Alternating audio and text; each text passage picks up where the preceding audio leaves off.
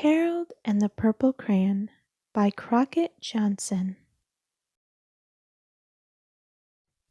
One evening, after thinking it over for some time, Harold decided to go for a walk in the moonlight. There wasn't any moon, and Harold needed a moon for a walk in the moonlight, and he needed something to walk on. He made a long straight path so he wouldn't get lost, and he set off on his walk, taking his big purple crayon with him. But he didn't seem to be getting anywhere on the long straight path, so he left the path for a shortcut across a field, and the moon went with him. The shortcut led right to where Harold thought a forest ought to be.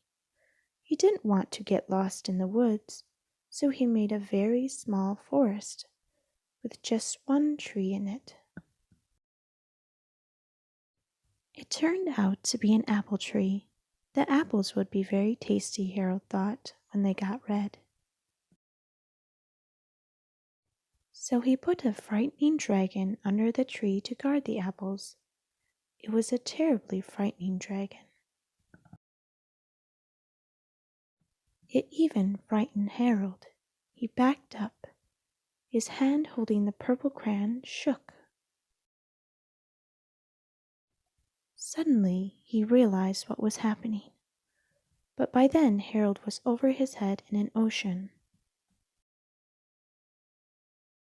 He came up thinking fast, and in no time he was climbing aboard a trim little boat.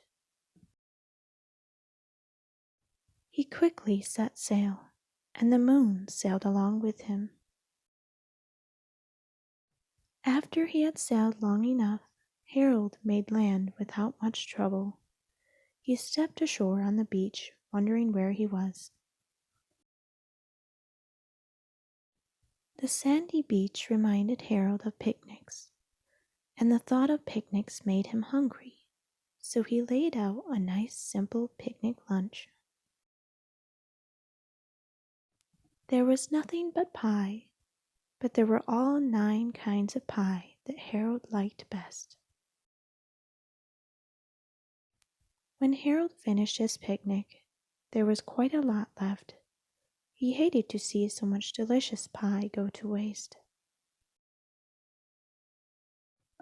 So Harold left a very hungry moose and a deserving porcupine to finish it up, and off he went looking for a hill to climb to see where he was. Harold knew that the higher up he went, the farther he could see, so he decided to make the hill into a mountain. If he went high enough, he thought he could see the window of his bedroom. He was tired, and he felt he ought to be getting to bed. He hoped he could see his bedroom window from the top of the mountain. But as he looked down over the other side, he slipped, and there wasn't any other side of the mountain. He was falling in thin air. But luckily, he kept his wits and his purple crayon. He made a balloon and he grabbed onto it. And he made a basket under the balloon, big enough to stand in. He had a fine view from the balloon, but he couldn't see his window.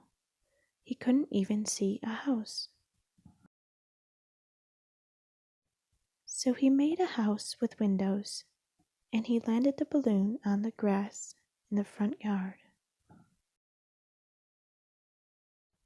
None of the windows was his window. He tried to think where his window ought to be. He made some more windows. He made a big building full of windows. He made lots of buildings full of windows. He made a whole city full of windows. But none of the windows was his window. He couldn't think where it might be. he decided to ask a policeman.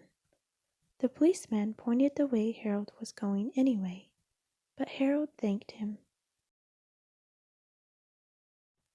and he walked along with the moon, wishing he was in his room and in bed. Then suddenly Harold remembered. He remembered where his bedroom window was when there was a moon. It was always right around the moon. And then Harold made his bed. He got in it and drew up the covers. The purple crayon dropped on the floor, and Harold dropped off to sleep. Thank you for reading along with me. If you enjoyed this read aloud of Harold and the Purple Crayon, please give this video a like so that I know to read more Harold and the Purple Crayon books. And please subscribe for lots more read alouds. Thank you, and goodbye for now.